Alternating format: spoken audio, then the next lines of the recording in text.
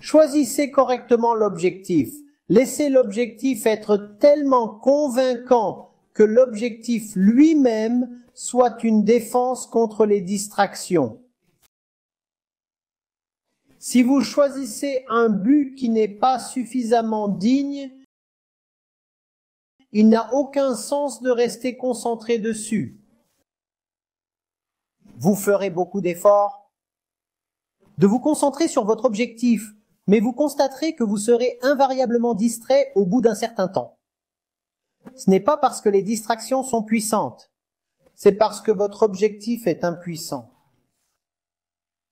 Donc le but doit être le bon. Ne parlez pas tant de la façon dont vous vous laissez distraire. Parlez de la manière dont, tout d'abord, vous avez transformé quelque chose en votre but. Comment quelque chose est-il devenu votre objectif? Comment en êtes-vous venu à désirer quelque chose? Si votre processus de définition d'objectif est influencé de l'extérieur, votre objectif ne sera jamais vraiment le vôtre et vous ne vous sentirez donc jamais totalement engagé à l'intérieur.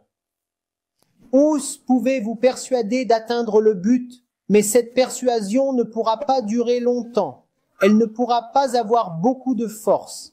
Vous ne pouvez pas traîner un homme pour qu'il court un marathon. S'il doit courir un marathon, alors l'inspiration doit être interne. Pouvez-vous imaginer qu'un homme soit traîné pour terminer un marathon?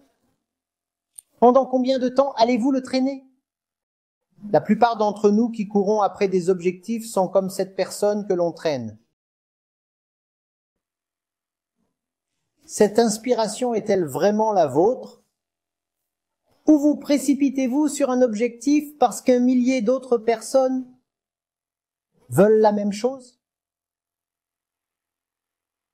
Suivez-vous une tendance ou avez-vous vraiment réfléchi? Avez-vous mis du temps, des efforts pour voir si vos inclinations sont réelles ou simplement conditionnées? Nous ne nous posons pas ces questions fondamentales. Et c'est pourquoi nous continuons à lutter contre la motivation. Nous disons que nous sommes démotivés, que nous sommes distraits. Vous êtes démotivé parce que votre motif est indigne. Qu'est-ce qu'un motif valable? Le motif digne aura toujours quelque chose à voir avec votre condition actuelle. Il s'agit soit de quelque chose qui vous donne de la joie ou quelque chose qui vous libère. Et même ces deux-là, après un certain temps, vous verrez, sont identiques. Ce serait soit quelque chose qui vous donne une joie inconditionnelle, une joie sans but. C'est quelque chose que vous pouvez faire sans obtenir de récompense. S'il y a quelque chose qui vous attire de cette façon, alors c'est votre but.